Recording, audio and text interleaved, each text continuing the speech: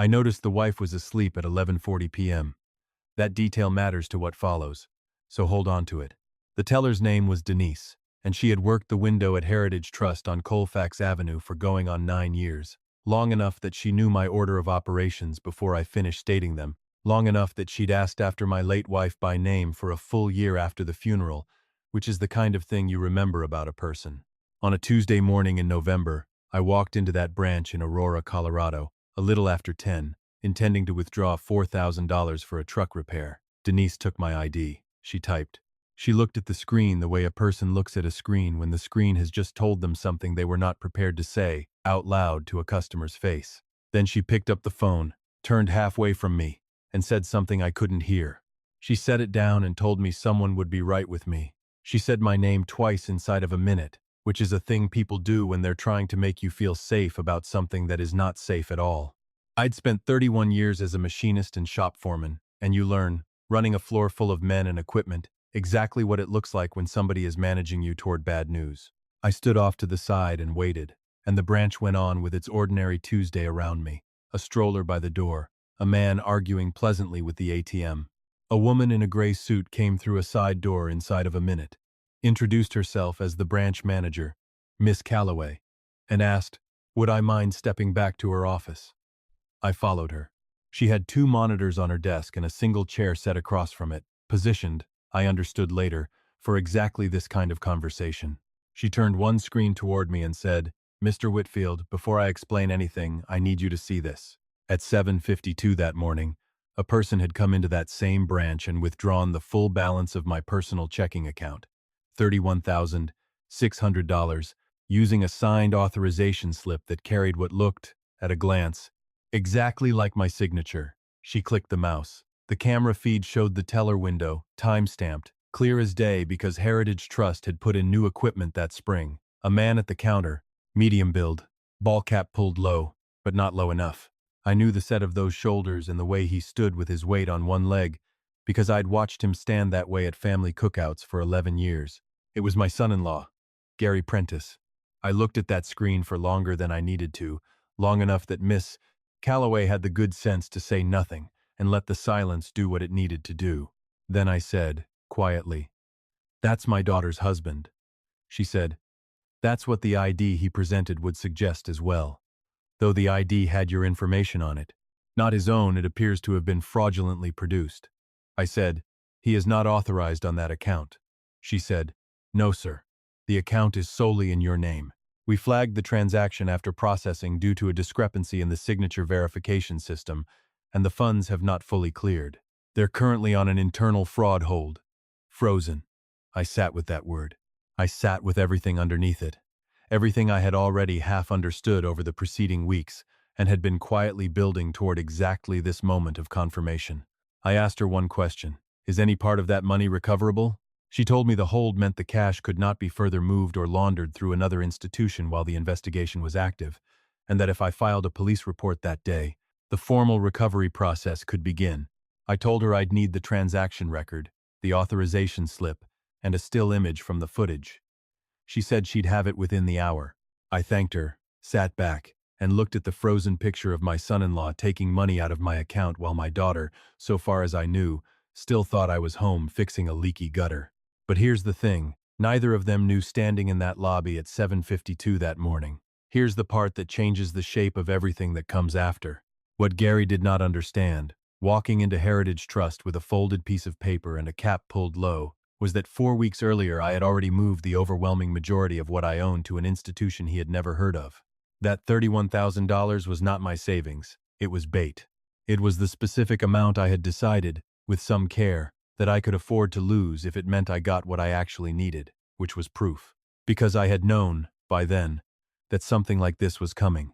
I had known for a month, and I'd spent that month getting ready the only way I know how to get ready for anything, which is carefully, and without saying a word to anybody who didn't need to hear it yet. My name is Walter Pruitt. I'm 69 years old. I live in a house on Fenwick Street in Aurora that I bought in 1987 with my late wife, Eleanor, and the education that put me in that chair across from Miss Calloway cost me $31,000 in frozen funds and 31 years running the floor at a precision tooling plant off Peoria Street, plus one very long, Very quiet month of watching people I loved from a distance I hadn't chosen but had come to understand I needed. My son-in-law made the mistake that almost everybody who tries something like this eventually makes. He figured that because I was old and recently widowed and spending my days mostly alone in a quiet house, I wasn't paying attention to much of anything. Folks, I want to tell you right now, before we go one sentence further, I am always paying attention. Stick with me on this one, because it gets worse before it gets better, and then it gets better in a way I did not expect.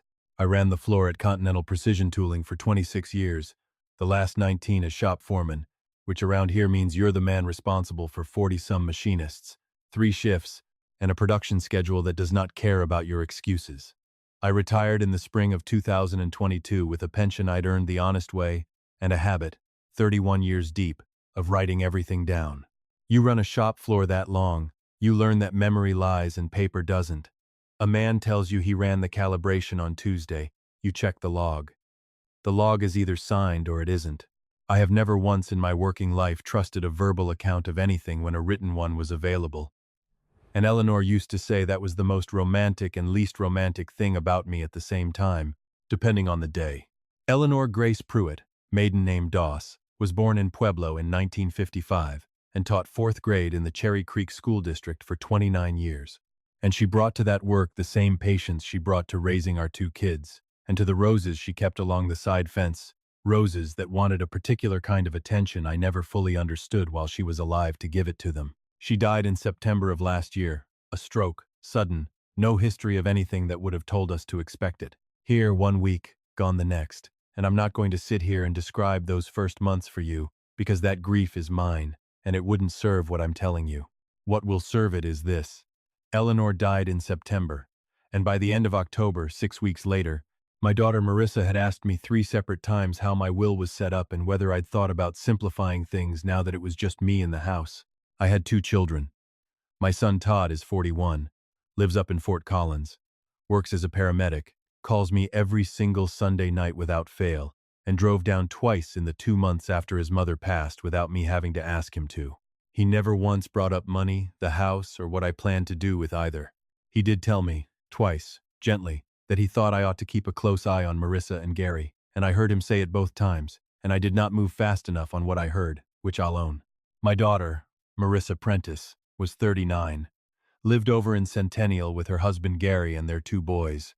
Gary worked as a loan officer at a regional bank branch across town, and he had the specific manner of a man who has calculated exactly how much warmth a given room requires and delivers precisely that much and not 1 ounce more.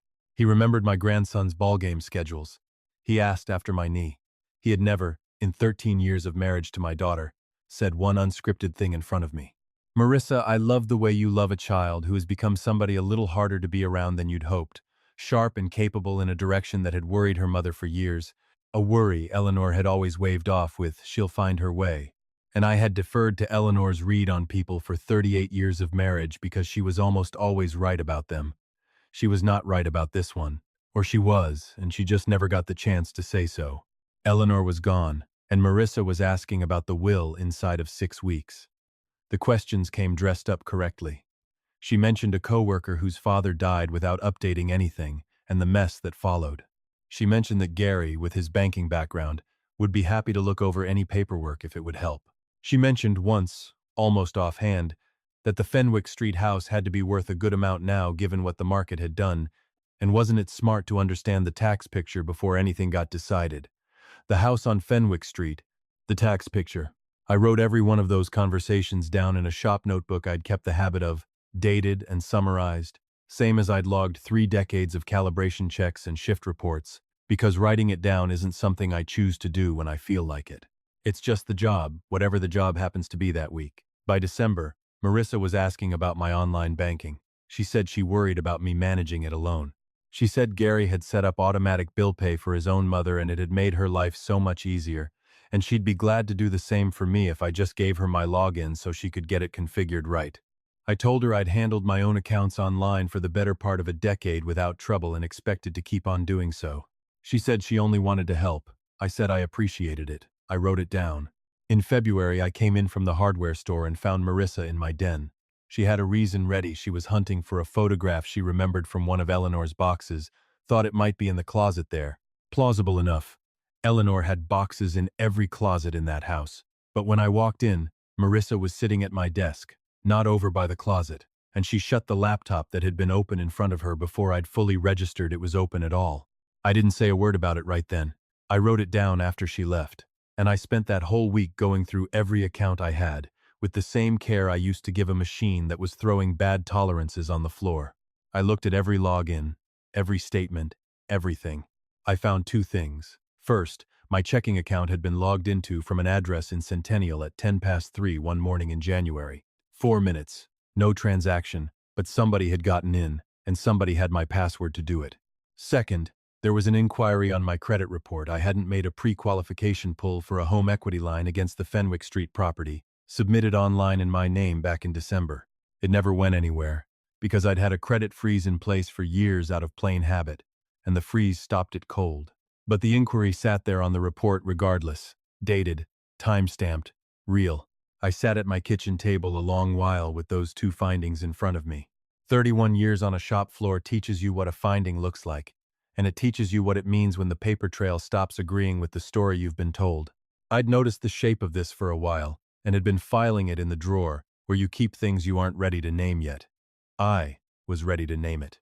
The next week I called an attorney, a woman named Priscilla Hale, 61 years old, an elder law and probate attorney with an office above a dry cleaner's on East Colfax, which tells you something about the kind of practice. It is not flashy, but working, and I've always trusted working over flashy.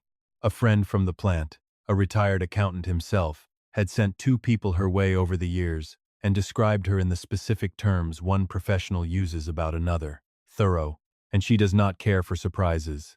Neither do I. I walked into her office on a Wednesday morning with my notebook, a printed summary of what I'd found, and a will that hadn't been touched since 2018. She read through all of it without a word, the way the good ones do. No performance to it, just attention. When she finished, she set it down and looked at me and asked me straight out whether, in my judgment, my daughter was working toward taking something from my estate before I was ready to give it. I told her I believed she already had one foot in the process. The account access and the credit pull weren't a coincidence. They were reconnaissance, plain and simple. She asked what outcome I wanted. I told her, I want the estate to go where I decide it goes. I want my daughter to understand, eventually, that I knew what was happening before she got far enough to do real damage. And I want a record, because that's the only thing that's ever mattered to me at the end of any argument I've had with anybody. The paper, not the feeling. Priscilla looked at me for a second and said those were achievable, and we got down to structure. Here is what we built over the following month, moving with the same speed I'd have wanted out of any crew on my floor working against a hard deadline. I closed out the joint documents that still listed Eleanor as a co-holder on 2 accounts. I set up a revocable living trust, naming Todd as successor trustee and sole beneficiary of the house. I moved the Fenwick Street deed into the trust. I opened a new account entirely at a credit union clear across town that neither Marissa nor Gary had ever had reason to know existed, and I moved the bulk of what I actually own into it. And I left the Heritage Trust checking account open, sitting there with $31,600 in it, because I understood, cold and clear, the way you understand a machine that's about to fail if you just watch the readouts long enough, that Marissa had my login and had been watching that balance. Close it fast, and she'd know something had shifted and change her plan. Leave it sitting there looking exactly like my ordinary operating money, and she'd see precisely what she was hunting for. I also called Heritage Trust directly and asked to speak to whoever handled fraud prevention. I got a woman named Carol Whitfield in their compliance office, no relation, just a coincidence of names that made us both laugh once, briefly, before we got down to business. I told her what I'd found and what I expected was coming. I gave her the account number and asked her to flag it for enhanced monitoring and to call me the second anything moved on it. She told me that in 18 years in bank compliance, she'd fielded maybe 2 calls like mine before. I asked how those had turned out. She said, in her experience, favorably for the person who'd made the call. I said, good. That's what I'm after. 4 weeks later, on a Tuesday morning, I drove over to make what looked like a routine withdrawal, and Denise froze at her window, and everything I've already told you happened exactly the way I told it. I filed the police report that same afternoon at the Aurora substation on Alameda. The officer, a younger fellow named Reyes, wrote it all down careful and told me that given the dollar amount and what I already had documented, it'd get kicked up to their financial crimes unit. He took the still image, the forged slip, and the transaction record. The detective assigned was a woman named Louise Ferris, mid-50s, sharp and unhurried, and she called me the following Monday and asked me to come in with everything I had.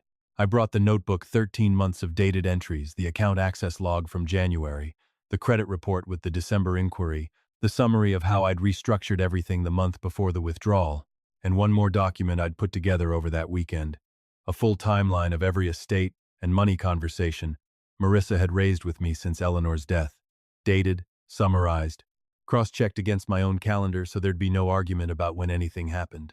Detective Ferris looked at that timeline a long time. She asked whether I'd put it together myself.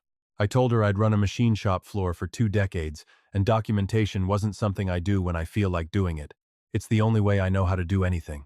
She asked about the January access record, and I confirmed Heritage Trust's compliance office had it in writing, the timestamp and the location both. She sat quiet a moment, and then told me that between the footage, the forged authorization, the credit inquiry, and my own documented timeline, I'd built what she called a substantially complete case before anybody official had even opened one. I told her that had been the plan. She asked why I hadn't come to them back in February, when I first found the account access. I told her the truth. In February, I had an oddity, a login from the wrong place at the wrong hour. An oddity isn't a case. A case is what I had in November, with the footage and the forged slip, and the whole shape of it laid out end to end. And I needed the whole shape before I moved, not a piece of it, she said. And now you have it. I said, now I do. I called Todd from the parking lot outside the police station. He picked up on the second ring. I walked him through the whole thing in order. The bank, Denise, the footage, the report, the month of preparation before any of it, and he was quiet the way he gets quiet when he's actually listening instead of just waiting for his turn to talk. When I finished, he asked how long I'd known. I told him I'd been building the file since February and hadn't said anything to him because I didn't want to hand him something he couldn't act on until I was sure of it myself. He asked if I was okay. I told him I was clear, and that clear was about the best thing available to me at the moment. He asked if he should come down. I told him not yet. Wait till I knew the shape of the investigation's timeline, and I'd tell him when it was time. Then he said, Mom would have seen this coming a year ago. I told him I knew that. She was always faster than me on people. I've always been faster on numbers. He said, well, you got there. I said, I did. I drove home to Fenwick Street and sat out back that evening looking at Eleanor's roses, which had gone a little wild without her hand on them, still holding their shape because she'd built them to last, but blurring some at the edges in a way I didn't have the knowledge yet to fix. I thought about her garden notebook, the one she kept in the shed, and I went and got it, and I sat out there in the last of the light reading her handwriting through 3 seasons of a garden she'd never see finish, and for the first time I understood, with real precision, what she'd planted and why, and what it needed from me now that it was only mine to keep. The investigation ran 10 weeks. Detective Ferris called me 3 times, and a deputy district attorney named Hollis Marsh reviewed my file with the kind of care it deserved. What it all confirmed, Gary had gotten into my online banking through the laptop in my den back in February, which digital forensics on the session logs backed up. He'd used that access to watch my balances for close to 9 months. He'd submitted the December equity application, which my freeze had shut down cold. He'd forged my signature on a withdrawal slip and walked it into Heritage Trust wearing a cap and a fake ID built off my own information, and Denise's training had caught the anomaly the fraud protocol was built to catch. A warrant on his phone turned up a running log he'd kept of my account balance for 8 months. The last entry time-stamped 7:31 that morning, 19 minutes before he walked through the doors. Balance $31,600. Going now. He'd been tracking it the whole time. He'd picked a Tuesday because he figured I had no reason to check the account or visit the bank that morning. He didn't know I'd put that exact appointment on my own calendar a month in advance. He didn't know about Carol Whitfield in compliance or the monitoring flag or the credit union account clear across town holding what the Heritage Trust account only appeared to hold. He'd spent the better part of a year watching a number and had walked in to take it, and the building was ready for him the whole time. Marissa, when the digital record of her texts with Gary about the plan came into the case, hired her own attorney separate from his, and gave a statement describing her involvement as limited awareness of something she said had gone further than she expected.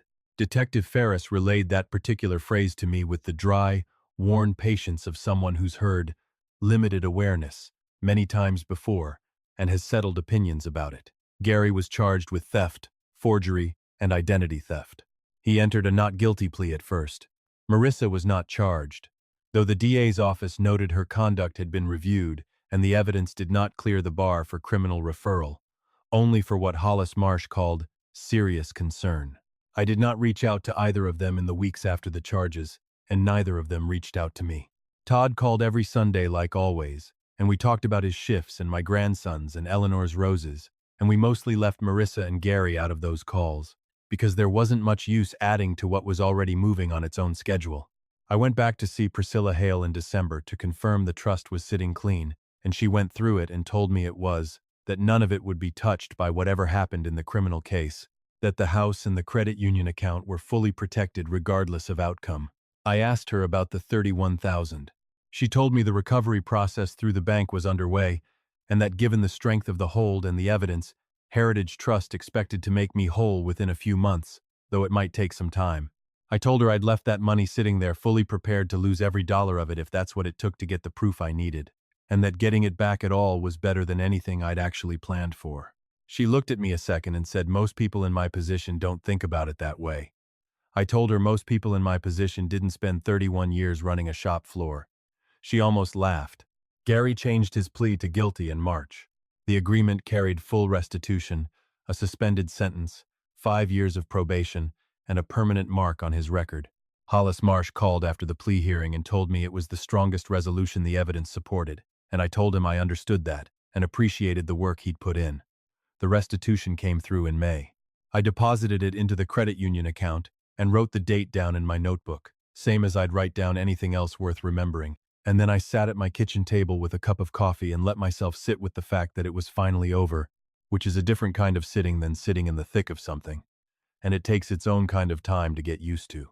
Todd drove down the weekend after the plea and we sat out back, and he helped me figure out one of the plantings along the side fence that I'd never been able to place from Eleanor's notebook alone. He remembered her telling him once it drew a particular kind of finch through in the fall, that the seed heads were exactly what those birds wanted this time of year. I told him I'd been trying to work out what it needed.